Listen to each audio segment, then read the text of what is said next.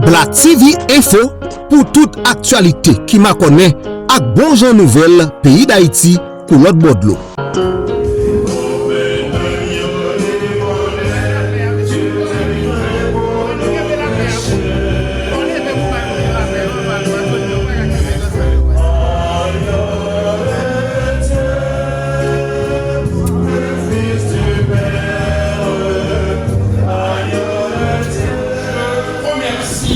D'abord, le célébrant pour sa brillante homélie tirée de grands enseignements calqués sur la vie de Saint-Yves et Laurie de Kermatin, et je lui donne la garantie que nous allons mettre ces grands préceptes à profit.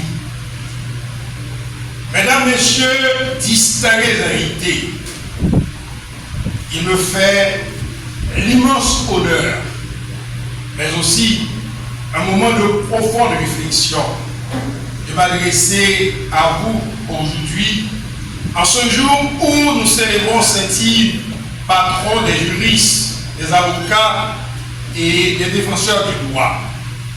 Et je vous remercie, le bâtonnier et son conseil, d'avoir offert au parquet cette prestigieuse tribune. Cela témoigne bien l'harmonie et la franche collaboration entre ces deux corps de la Basanche. Ce jour 19 mai n'est pas une date comme les autres dans le calendrier de la justice. Elle est un repère moral. Elle nous rappelle à travers la vie exemplaire de Saint-Yves que la mission de rendre justice n'est pas un simple métier, mais une vocation exigeante où le droit s'unit à l'éthique, où le service de la loi se conjugue avec le souci de l'humain. Cette fête revêt pour moi une signification toute particulière, car elle coïncide exactement avec les 20 jours de mon installation comme commissaire du gouvernement près le tribunal de première instance de la Cour républicaine.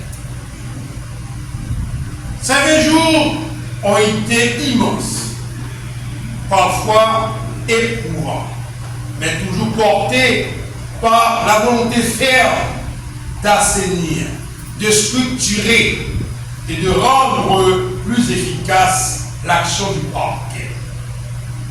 En termes de bilan, nous avons œuvré à, premièrement, renforcer la présence du ministère public et améliorer la célérité des procédures.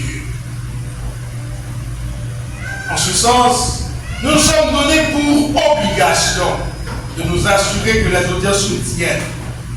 Nous avons personnellement suppléé aux absences de nos substituts, car nous avons souffert d'incessants périples et reports injustifiés des audiences quand nous militions comme avocats. Nous avons donc compris qu'il faut traiter les avocats avec respect et dignité. Ils sont des acteurs du système comme nous. Deuxièmement, lutter contre la détention préventive prolongée. De notre prestation de serment à date, plusieurs cas d'habeas corpus ont été plaidés par devant le doyen. Pas une de ces affaires n'a été reportée ou ajournée à cause de l'absence ou l'indisponibilité du ministère public. Ce qui prouve le dynamisme de mon équipe au parquet et une baisse significative de la détention prolongée. Des visites guidées du commissaire du gouvernement au commissariat de Tabar et à la prison civile de Delma ont été réalisées. Ce afin de nous assurer qu'il n'y a pas de détenus oubliés ou laissés parce qu'ils ne peuvent pas retenir les services de l'avocat par faute d'argent. Troisièmement, raffermir le lien de confiance entre la justice et les justiciables. À ce point, nous avons reçu des témoignages et entendu des commentaires, les uns plus élogieux que les autres, se vantant de la disponibilité du commissaire du gouvernement pour traiter les requêtes et les demandes des avocats.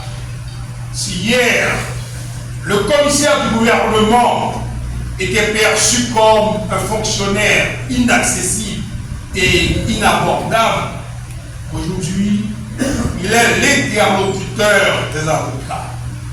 N'est-ce pas là le droit qui reprend sa place au parquet?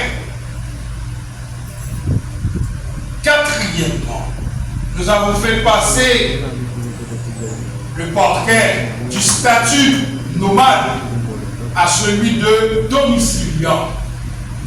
Mesdames, Messieurs, distingués invités, le lendemain de ma prestation de serment, j'ai dû signer mon spécimen sous un arbre en me servant du capot d'un véhicule comme support pour mobilier le groupe. Sur mon insistance, le ministre de la Justice et de la Sécurité publique, le docteur Patrick Pellissier, mon supérieur hiérarchique, par le biais de la CONAL et de la mairie de Tabar, a relocalisé le parquet à Persine 2 en face de l'entrée du salon diplomatique. Pourtant, il reste encore beaucoup à faire. Ainsi, je tiens ici à exprimer ma profonde gratitude à tous les membres du corps judiciaire, aux avocats du barreau de la Croix-des-Bouquets, aux officiers de police judiciaire et aussi aux citoyens eux-mêmes pour leur collaboration, leur patience et leur exigence légitime. Dans ce contexte où notre système judiciaire est mis à rude épreuve par les réalités économiques, sécuritaires et institutionnelles, nous devons puiser dans l'exemple de cet Yves la force de rester droits, loyaux et déterminés. Rappelez-vous, honorables magistrats présents à cette cérémonie, consoeurs et confrères, que cet Yves n'a pas exercé la justice de la facilité. Il a exercé dans un monde traversé par les inégalités, les injustices, mais il a toujours gardé le cap, celui de la vérité, de la compassion et de la fermeté. À notre tour, il nous revient de poursuivre ces droits en rétablissant l'ordre, la paix et la sécurité dans la juridiction policière et particulièrement dans la commune de Tabar, à laquelle nous sommes très reconnaissants pour nous avoir hébergés en nous offrant une hospitalité à nul autre pareil.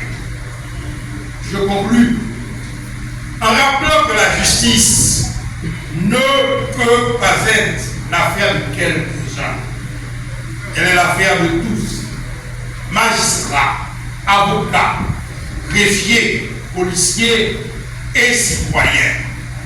Car c'est ensemble que nous pouvons construire une institution judiciaire forte, respectée, accessible et digne. En ce jour de cet Yves, que son exemple nous éclaire et que son esprit de justice inspire notre engagement quotidien. Vive la justice, vive la République et bonne fête de cet Yves à toutes et à tous. Merci. On ne peut voir concevoir, comprendre une société sans loi. Et c'est ce qui établit l'équilibre même. Et c'est ce que Aristote a écrit dans Éthique à Nicomaque, le juste milieu. Et on pourrait dire le check and balance. La justice. On comprend que la justice, ce sont les institutions, certainement. On veut rencontrer, on veut avoir justice. On va à la cour de cassation, au cour d'appel, les tribunaux de première instance et les tribunaux de paix. Oui, l'exception. Mais la justice va au-delà de tout ça. C'est d'abord un idéal. C'est ça que fait au cas d'étudiants magistrats n'ont pas qu'à craser la justice. Elle reste ce qu'elle est. Collègues magistrats, nous prêchons toujours l'indépendance de la justice. Certainement, tout le monde le veut, tout le monde le souhaite. Est-ce que la justice sera indépendante si les magistrats ne le sont pas? Non. Nous avons compris une chose. Mandat ou pas, on peut être indépendant. On peut passer 30 secondes, 30 minutes à une fonction de magistrat, mais on est indépendant dans le rendu de ses décisions. On rend sa décision sans pression aucune. On m'appelle désolé. On me dit de faire quoi que ce soit, désolé. Je le dis toujours à mes collègues magistrats, il ne faut jamais faire de la justice une cause personnelle. Et c'est là où on fait la justice sous nos bagages personnels, c'est les gens capables de victimes, c'est les gens capables de faire mon habit. Francis Pan comporte tellement comme jobin. Je ne cherche pas un job. Certainement, on a besoin de l'argent, on a besoin d'un salaire, on a besoin de tout pour vivre, pour survivre. Bon, disons plutôt pour subsister à la vie. Mais la justice va au-delà de tout ça. La majorité des avocats laissent le barreau. Moi, par exemple. Tout le monde a dit, c'est tellement leur avocat qui a fait l'argent, c'est ça. Mais on le sait. Mais j'ai fait le choix de servir la République, de me mettre disponible. Parce que la justice en tant que telle est un service public. C'est-à-dire, il y a des éléments qui caractérisent la disponibilité et la gratuité de la justice. C'est pourquoi je plaide toujours, comme secrétaire général du BENAMA, il faut éviter que les tribunaux reçoivent de l'argent. Quitter DGI gérer l'argent, et puis le tribunal doit gérer la justice. Vous les avocats, généralement on dit que vous êtes des techniciens de droit. Certainement vous êtes des techniciens. Mais si vous êtes des techniciens, certainement vous serez des techniciens de gauche aussi. Mais disons plutôt que vous êtes des professionnels de droit. Vous devez faire fructifier la justice. Parce que vous participez à la distribution, comme on dit dans le serment, d'une saine et impartiale justice. Parce que votre mission en tant que telle va au-delà de ce qu'est la plaidoirie, va au-delà de ce qu'est défendre les orphelins et les pauvres, mais aussi gagner de l'argent. Mais je vous conseille aussi, les avocats, sans vous faire de leçons, comme Tim Abounan, ce fameux bâtonnier qui a passé environ 50 ans au barreau de Genève. Il y a des avocats qui se réduisent à des conditions de marchand, mais il y a aussi des juristes. Je crois, je suis sûr que vous êtes des juristes, c'est-à-dire vous posez les problèmes de la justice, vous participez à la production de la justice, vous n'êtes pas l'ennemi des magistrats. Regardez bien pour nous. Depuis nous avons demandé les magistrats à respecter la loi. Les magistrats à respecter la loi, pas jamais discorde, pas jamais discorde. Tout le monde était dans les métiers. vous savez très bien comme moi j'étais membre du barreau, la réputation de la juridiction de la Guadeloupe. Nous avons dit toutes ces gens qui là. Nous savons ce qu'il y a là. Mais ce qui me rend fier aujourd'hui, il y a toute une génération. Merci pour les anciens, ce dont vous nous avez légué comme bon, les mauvais aussi que nous allons rejeter. Il y a toute une génération de jeunes garçons, jeunes femmes, qui veut que ça change. Et nous avons pour mission comme jeunes femmes, jeunes garçons, pour nous mettre l'autre goutte dans le canard pour nous permettre de bailler. Certainement, ça va finir par nous là. Parce que ce qui cause le problème de nos jours, nous voulons toujours profiter ou bien jouir de ce dont nous avons commencé. Désolé. Mais ce que nous avons commencé aujourd'hui restera pour la génération future. Nous ne pouvons jamais cadrer pour ça. Nous faisons toujours l'éloge des grands pays, des grandes sociétés. Nous disons toujours voilà, il faut voyager, il faut visiter. Mais vous savez très bien que ces gens-là n'ont pas commencé d'hier. C'est un travail qui a commencé depuis des dizaines, des vingtaines d'années. Et aujourd'hui, ils ont laissé ça. Eh bien, faisons de notre mieux pour que demain, cette génération, de même qu'aujourd'hui que nous parlons de Saint-Yves, nous disons oui, voilà ce qu'il nous a légué comme héritage juridique.